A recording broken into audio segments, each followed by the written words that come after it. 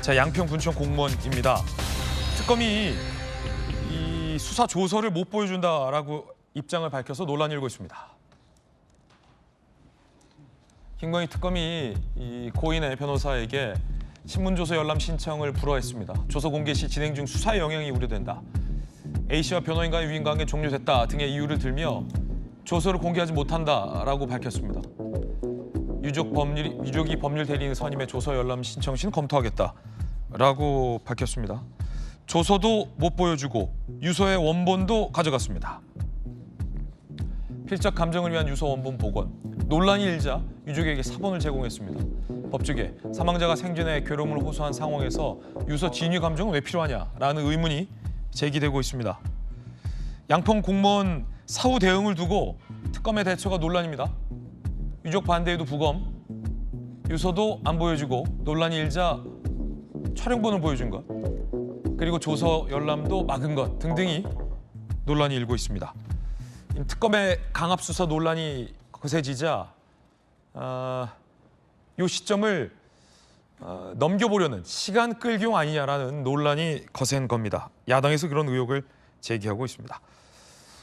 자, 수사검사 출신이 또 계시기 때문에 김관섭 변호사께서 어떻게 보십니까? 이 세 가지인데 부검 강행, 그다음에 조서 열람 막은 것, 그다음에 이제 유서를 처음에 가져간 것 어떻게 보십니까? 근데 제가 본직구에서 여러 번 얘기했지만 이건 부검할 사안이 아니죠.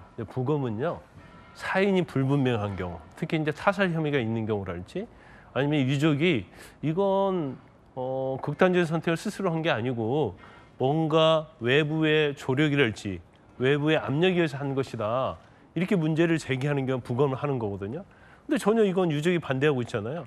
이게 타살 혐의 있습니까? 없잖아요. 부검했잖아요. 바로 나온 구두 소견이 뭐죠? 타살 혐의 없다고 그랬잖아요. 그럼 사인은 이미 명백해요. 그걸 왜 부검을 했을까? 유족이 부동의 했는데. 자, 조서는 어떻게 보십니까? 조서 자체는요, 이제 약간 이것은 이제 법률적으로 특검이 아예 틀린 건 아닙니다. 그러니까 만약에 지금 그 양평 공무원이 살아 있고 변호인이 있다고 한다면 내 조서 내가 보겠다고 하면 그건 줘야 돼요. 경찰도 검찰도 마찬가지고 특검도 마찬가지죠. 그런데 일단 양평 공무원이 사망했단 말이에요. 그러면 민법에 의하면 사망하게 되면 변호인 유임한 것 자체가 소멸이 되는 겁니다. 효력이 없어요. 그래서 변호인이 독자적으로 조서 보겠다고 하면 제3자가 되는 거예요. 근데 거부할 수 있는 그런 법적 근거는 분명히 있죠. 이제 그렇지만 지금 현재 굉장히 많이 논란이 되고 있잖아요. 특히 조서에 관련해서 유서 메모지랄지 뭐 유서에 보면 조작됐다는 얘기를 하고 있으니까 공공의 이익을 위해서라고 한다면 이건 뭐 공개할 만한 사안이다 이렇게 보고요. 이걸 정말로 끝까지 조서를 특검이 거부할 수 없게 하려고 하면 제가 볼 때는 유족이 변호인을 선임해서 열람할 수 있게 해달라 하면 제가 볼 때는 특검이 더 이상 거부는 못할 거예요. 그래서 그런 절차를 거쳐야 한다 이렇게 보고요. 이거 특검 자체에서 사실 명백한 입장이 없어요. 자기들 조사해보니까 별다른 문제가 없지만 감찰하겠다 그 정도거든요. 그런데 우리가 메모지하고 유서 내용도 뭐 언론에 간접적으로 보도가 되고 있지만 거기에 보면 사실은 자기의 어떤 죽음을 앞둔 사람이 조서가 조작됐다고 거짓말할 이유가 있겠어요? 어떻게 압박을 받고 무시를 했고 인권이 유린됐는지 그걸 거짓말로 지어내가지고 특검을 모해할 필요가 없잖아요. 그러면 우리가 유서랄지 메모지의 내용은 신빙성 있고 진실이라고 믿을 수밖에 없어요. 그러면 일단 진실인 걸 근거로 해서 이걸 조사를 해야 하는데 특검이 셀프 조사하고 결과 나오겠습니까? 당연히 자기 식구 자기 감싸 안겠죠. 그래서 이건 뭐 특검을 하든지 제3의 기관이 이 부분에서 조사를 해야 하는데 특검 기간이 있기 때문에 과연 이 시점에서 바로 조사하는 게 맞느냐 맞지 않느냐에 대해서는 뭐 이견이 있을 수는 있다 이렇게 봅니다. 세 개의 특검이 돌아가고 있습니다. 내란 특검이 이 박성재 전 법무장관에 대해서 영장을 쳤지만 기각이 됐습니다. 한 가지 흥미로운 장면은 차상병 특검이 공수처를 압수수색했다는 점입니다. 차상병 특검이 오동훈 공수처장 등을 압수수색했어요. 직무유기 혐의로 입건을 했습니다. 굉장히 좀 이례적인 장면인데 사실은 이 공수처는 지난 정부, 그러니까 윤석열 전 대통령의 이 체포 및 구속 수사를 주도했던 수사기관인데 지금 최상병 특검에서는 이 오동훈 공수처장 등을 입건했어요. 대표님 어떻게 된 겁니까? 많은 분들이 자꾸 오해하고 계신 건데요. 오동훈 공수처장은 윤석열 대통령이 임명한 사람입니다. 네. 사실은 그 전에 먼저 거론됐던 분이 있는데 워낙 문제가 많아서 뭐 제가 실명은 거론하지 않겠습니다만 그때 제가 원내대표를 했기 때문에 뭐 대한변협이나 그 관련 그 법조계에서 우려가 많았기 때문에 그분에 대해서는 동의의 그 3분의 2 동의를 못 받았어요.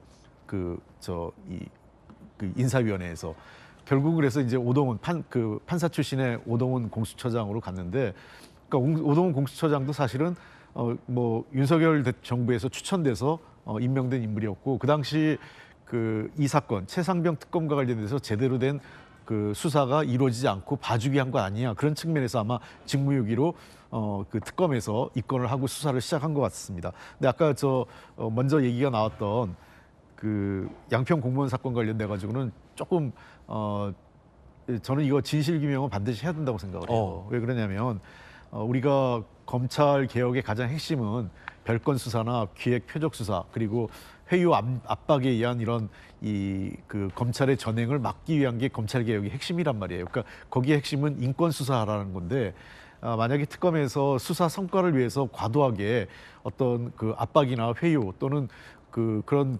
비인권적인 조치가 있었다면 이 부분에 대해서는 조사가 필요하다 생각을 합니다. 그런 측면에서 부검 같은 경우는 사실은 수사기관의 권한이긴 하지만 통상적으로는 유족의 입장을 배려한다는 측면에서 이것도 좀 과했다 이렇게 생각은 들고요.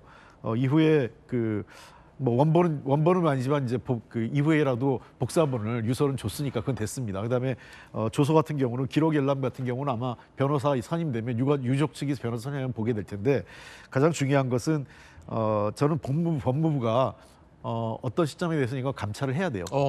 법무부가 감찰을 해서, 그러나 예를 들면 다 피의자 조사할 때 녹화하게 돼 있거든요. 네네. 그 과정에 비디오 녹화가 제대로 됐는지, 그 과정에서 압박이나 회의가 없었는지, 그리고 조서 과정에서 혹시 허위나 이런 게 없었는지는 법무부 차원에서 감찰할 필요는 있다고 생각을 합니다. 특검을 법무부 차원에서 반드시 감찰해야 된다. 저는 지금 대한민국 이제 3대 특검이 돌아가고 있는데 너무 서둘러요. 지금 특검들이 경쟁이 붙다 보니까 실적을 내야겠다는 강박관념이 있어서 검찰을 그렇게 공격했던 결론 정해놓고 수사하는 것, 지금 특검이 보여주고 있습니다. 김건희 특검 같은 경우는 10여 명 이상이 구속됐는데 대부분이 김건희 여사와는 상관이 없는 사람들이에요. 사건과는. 지금 계속 검찰에 보여줬던 별건 수사, 압박 수사를 계속하고 있고, 아마 특정한 프레임을 짜서 프레임 속에 넣는 과거에 검찰을 비난했던 그런 형태를 지금 보여주고 있거든요. 내란 특검, 제가 장담컨대 특별한 거 나올 수가 없습니다. TV 통해 다 봤습니다. 황당한 사람들의 황당한 사건이었습니다. 그에 대해서 지금 뭔가 옛날 간첩 잡으면 두목이 있고 조언이 있고 이걸 하듯이 내란 프레임을 짜기 위해서 그렇게 뭔가 정리된 모습을 보여주기 위해서 하는데, 그건 과도한 오버고요. 지금 공수처장 입건도 마찬가지입니다.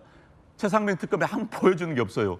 그런데 이제 이번 건 때문에 또 언론에 나오는 거 아닙니까? 뭔가 했다는 것으로. 이건 아니고요. 인권도 굉장히 중요합니다. 그렇지만 특히 내란 특검 같은 경우에 정해진 프레임 짜가지고 모든 국민들을 특검 상황으로 몰아넣겠다? 이건 아닌 겁니다. 자, 하피풀 함께하고 있습니다.